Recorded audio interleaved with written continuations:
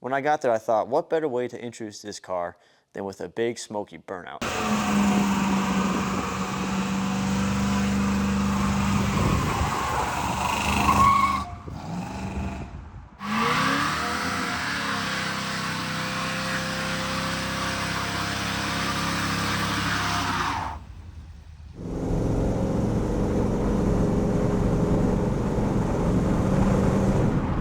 What though? I feel like a freaking Scrooge McDuck in this thing. I feel like Cruella de Vil on the way to get some like Dalmatians or something.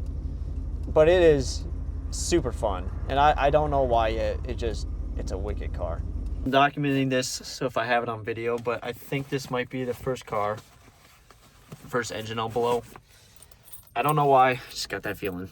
Well, I don't know why I spoke that into existence, but we didn't blow a motor, so that's good news, but the new car's gonna be down for a while.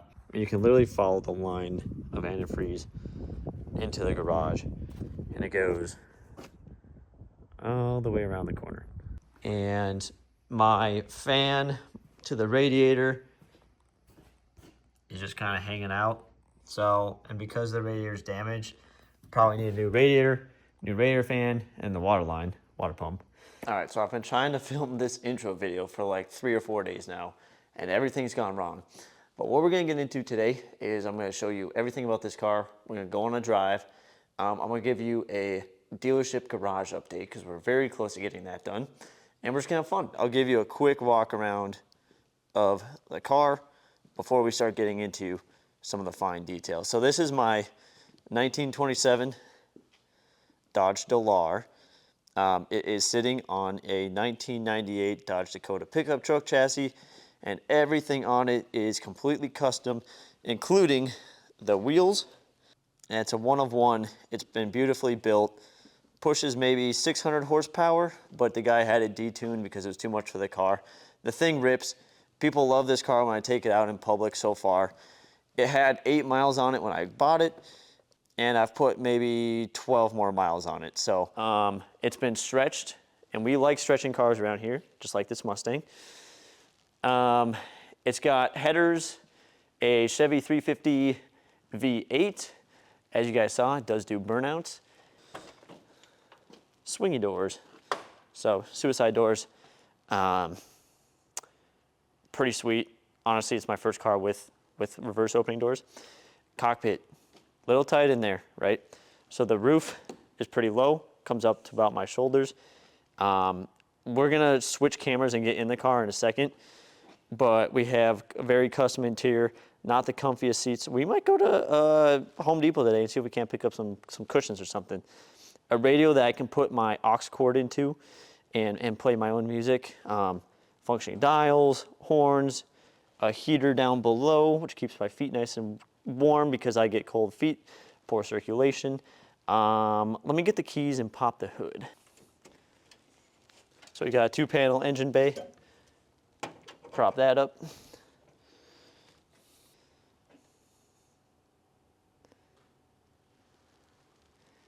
I think that's the source of the problem. Looks okay. Maybe a little cleanup to be done, huh?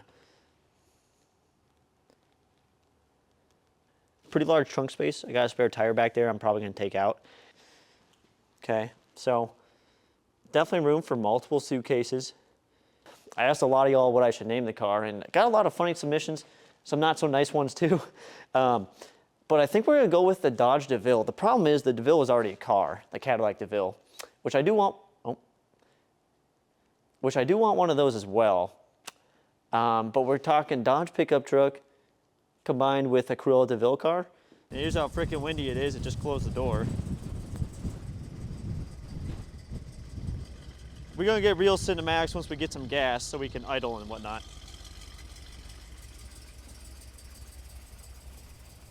Because this is shaky hand in the wind. All right, let's get to it. Got a little bit of a snowfall starting. I'm gonna try and get this, but keep in mind, this is not my expertise.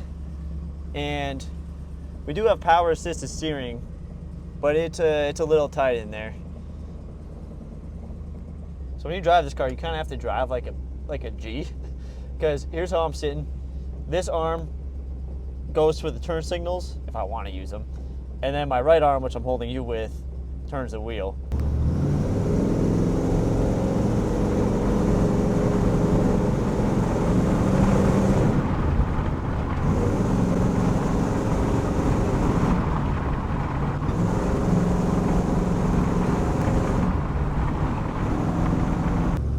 Gonna let it warm up a little bit. Keep in mind, you're hearing me through a wind-muffled mic, so we might have to grab audio from the dash cam. It's a beautiful day out, though. Ooh. You hear that wind picking up. It's kind of fun vlogging on the camera like this. So we gotta look out that tiny little mirror. You see this truck coming. Give it a little gas.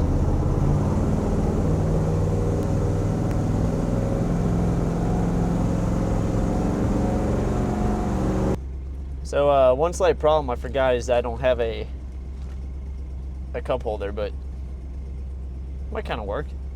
Otherwise, oh, check this out. Hold on. Get that to focus. We got food on the freaking bench back here. Man, this is the most practical car I've ever bought. Oh yeah, on the way out, we'll do raw audio sound of the exhaust.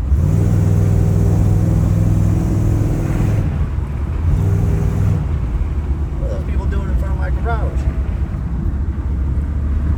Having a little party or something, huh? Alright, we're going to take a quick segue to show you guys the progress that the garage dealership update has. So you'll see the floors are done. We have the black roll string sitting there. Custom railings are in. A lot of trim work being done. And yeah, the beautiful light shining through those giant garage doors. Put up a new wall behind the roll string. And then behind that, on the wall, we have a giant space. We're looking at maybe doing a mural. Here's the view from the other side of the dealership looking the other way. So you'll see we have two mezzanines. Again, more custom railing. Up there is going to be where the dealership office is and where business is going to be done.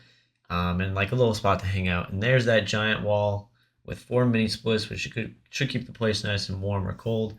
And still debating what to put on the wall. We do have a beautiful scenic view looking over a field, which is supposedly supposed to be zoned residential development at some point soon. So that should help with property values. To the right of these stairs, we have a large storage room and then our ADA compliant bathroom. So going up the stairs, which are not done yet, now we get a top-down view. So here's that office I was talking about. Giant tower with windows, so good natural light. And we'll put like a couch and like an arcade machine up there maybe. And then there's a view from up above, so we can look down at all the cars, get some cool photos. And let's go look at the view from the window up here, which is where my desk will be. So again, looking over some fields, huge commercial projects going on over there. And then that sunset, when it comes to be that time of day, then it comes to those windows, is actually pretty beautiful. So there's the wall we're looking at doing like a TV and a bar on. But yeah, just a really quick walk around. We're getting super close. I'm hoping for maybe a couple more weeks.